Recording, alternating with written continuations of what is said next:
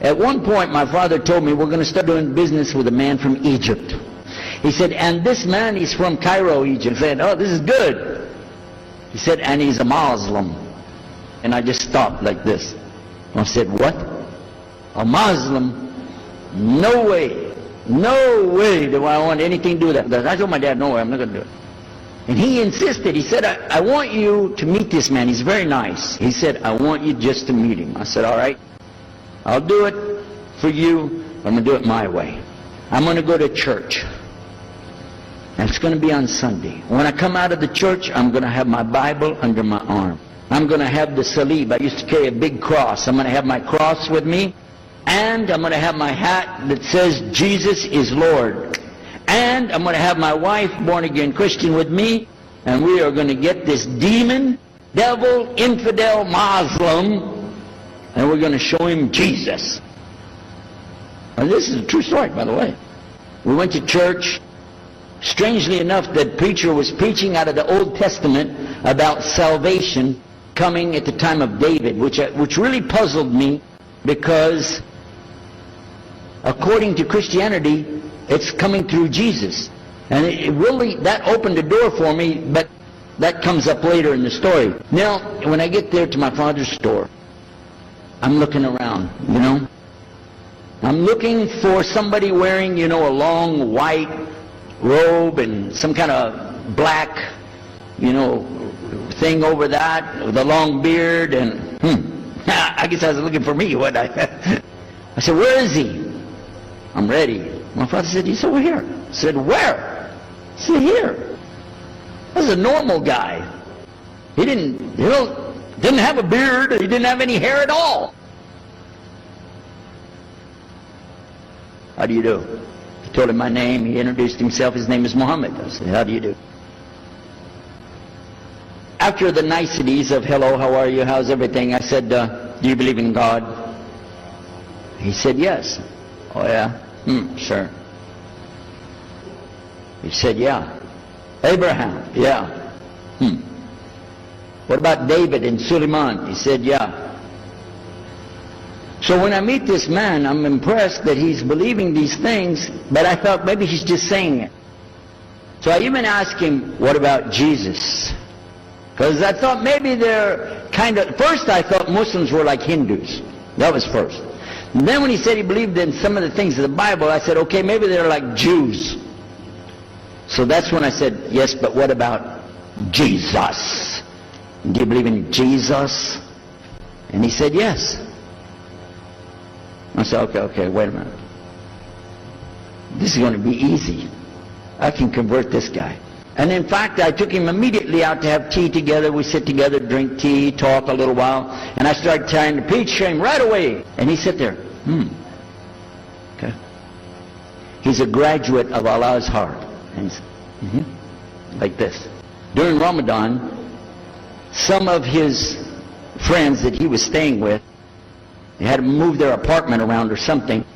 And he was going to go stay in the masjid for itikaf in Ramadan. It's normal. We didn't understand. I thought he has nowhere to go. And I told my dad, this man has nowhere to go. And my dad said, no, he's got money. I said, no, he doesn't. Dad, I'm telling you, he has no place to go. I heard him say he's going to go live in the mosque. So I said, let me offer that he can stay at our place. And my dad said, no, you don't do that. That's not right. I said, no, I'm going to offer it to him. I went to him and I said, how would you like to come stay at our place? He said, no, I want to go and stay there. I want to stay in the mosque, and it's something good. I said, oh man, look at this poor man. Please come and stay in our house. And he said, no, I can't. I need to go stay over there. So I told him, listen, no. I want you to come and you can pay. You can pay money and stay with us. He said, how much? I said, $15 a week. Which in America is like nothing. And then he kind of hesitated. I said, and we'll pay for all the food. He said, okay, all right. So he came and stayed in our house. And I said, well, now that's good. I'll travel with him and go with him in places, and he'll see and he'll learn about Christianity. Over a period of time, I came to learn a lot of things.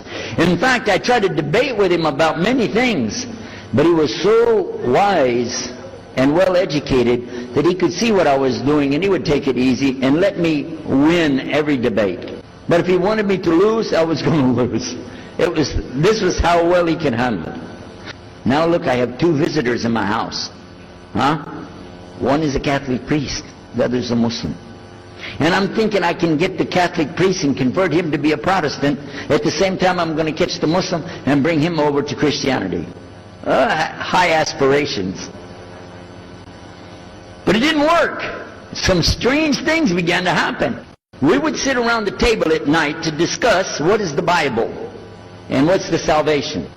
My father has a Bible, it's called King James Version. But I work out of a different one that I've had since 1953. It's called the Revised Standard Version. So I began to preach out of mine, which doesn't match. And my father said, no, it's this way. I said, no, it's this way. Now my wife comes up with her Bible from Jimmy Swaggart. It's called the Good News for Modern Man. The Catholic priest, he's got another Bible. And I never even knew about this subject until then. And he's saying this, and I'm saying that. My father's saying something else. My wife's on something else. And all the time, Muhammad the Muslim is sitting over there like this. So we asked him. I guess it was me. I asked him. I said, well, how many versions of your book, your Quran, do you have? He said, the Quran has no versions. There's only one. It's original. It's in the Arabic language. ذَلِكَ الْكِتَابُ لَا رَيْبَ فِيهِ. This is the book that has no doubt. Hudal al-Muttaqin. It's guidance for those who have taqwa for Allah. So when he's telling us that the Quran is one, I'm going, huh? And it's in the original language. We still have it.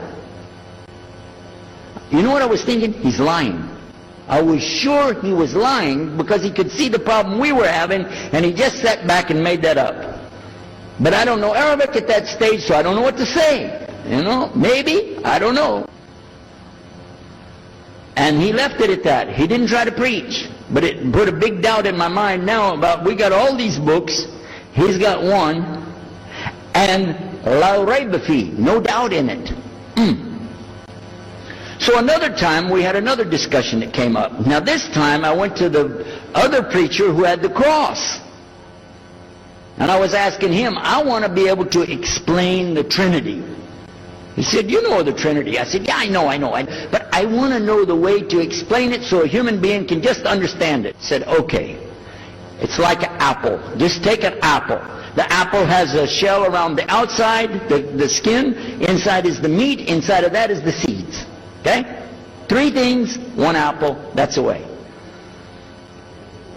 I start going back. I'm going to tell this Muslim about the Trinity. But on the way, I remember his arguing with me, his way of debating with me. I said, no, he's going to tear me apart. As soon as I say seeds, he's going to say there's more than one. So it could be 7 or 8 or 9 or 10 gods all rolled into one. No. It's got to be special. It doesn't work like that. Let me go back and try again. So I went back to him. I said, what if he says there's more than one seed in there? He said, okay. He said, okay. Forget the apple. I said, okay. It's like the babe, the egg. Use the egg. The egg has a shell. Inside of the egg is the white. Inside of the white is the yellow. 3, 1 egg. That's it. That's good to go. Now I start going home again, and it hit me. Wait a minute. The egg could have a double yolk. God becomes 4, just like that. I'm not going to ask him again. So at the market one day, I saw a man, and I was talking to him because I was listening to some things that Muhammad had told us about the belief in Islam. Allah is one. And so I was telling this guy, you know, I got some doubts about the Trinity. He said, you a preacher, you have doubts? I said, yeah, it doesn't make any sense. It doesn't make any sense. How could 3 be 1? He said, okay, look. You see me? I'm one man. I said, yeah. See my wife? Yeah. It's one person. Yeah. See my son? Yeah. 3. 1. One family. It's the family of God. Use that. I said, there you go. The family of God. You don't get very far on that one, and you realize right away they could have another kid just like that. But worse, they could get a divorce. You want a God that can get a divorce? Huh? So we ask Muhammad, we say, okay, what do you say about God?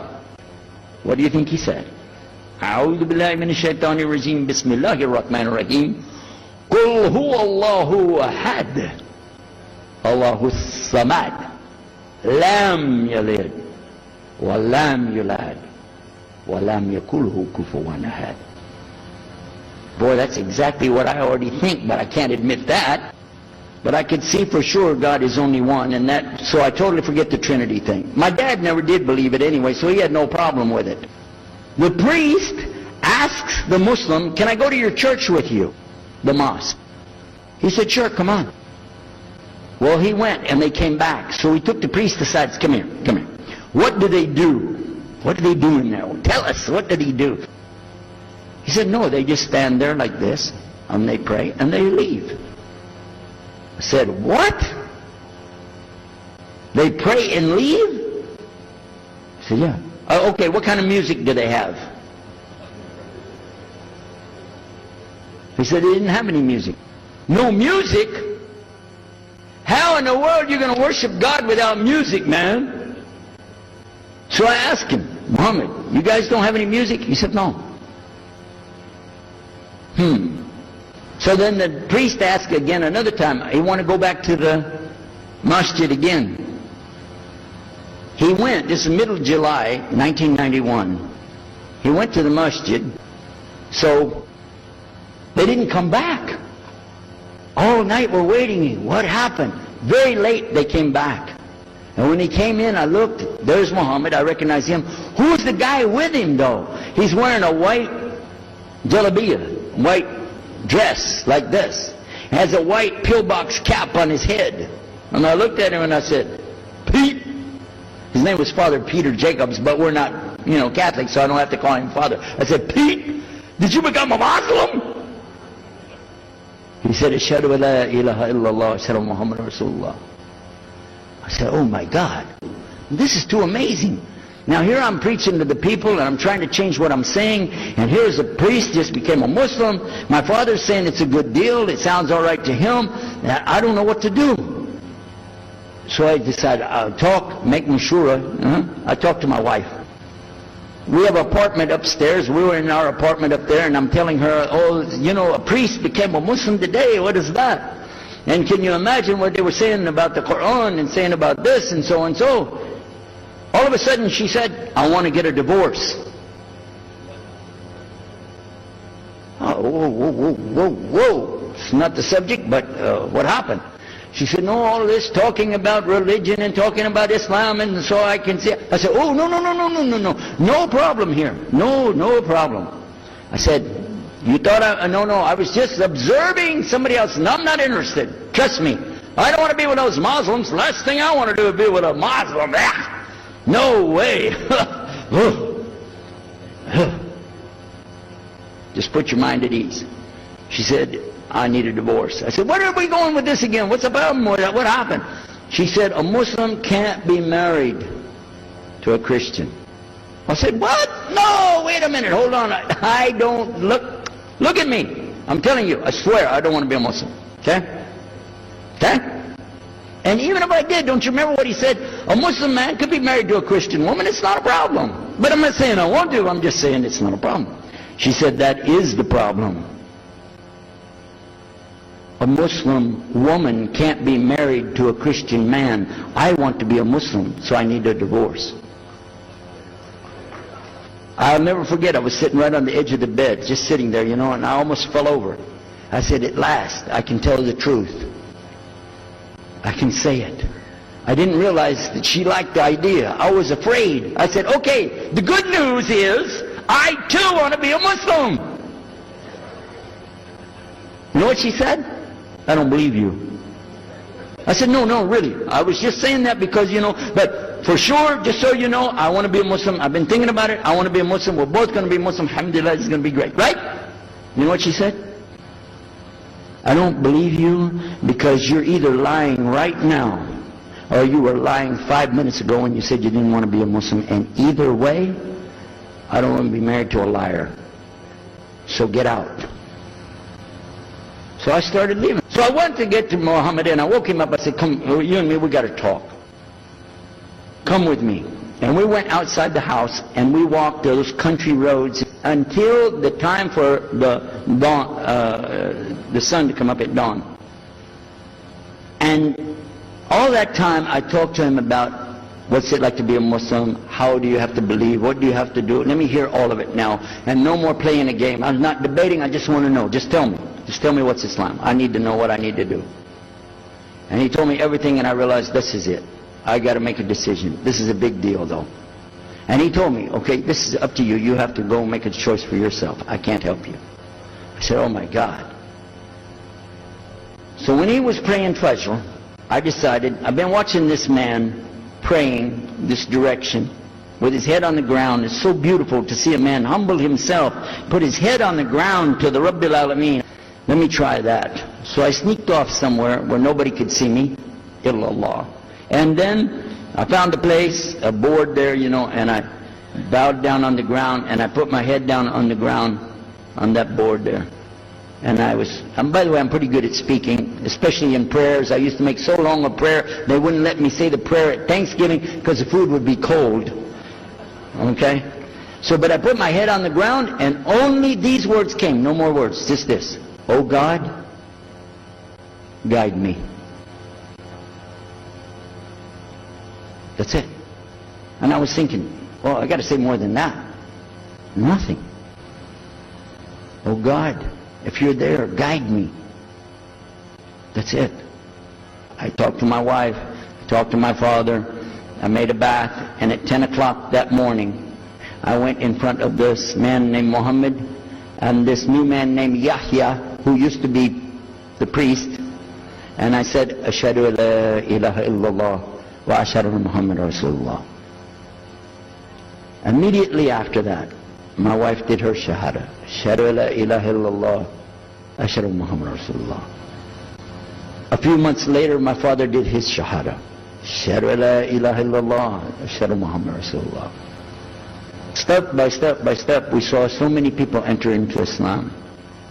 We wanted to tell the whole world what is Islam. We wanted everybody to know the real Islam. I said, how could this escape our knowledge? How could we not know about this great and wonderful thing called Islam?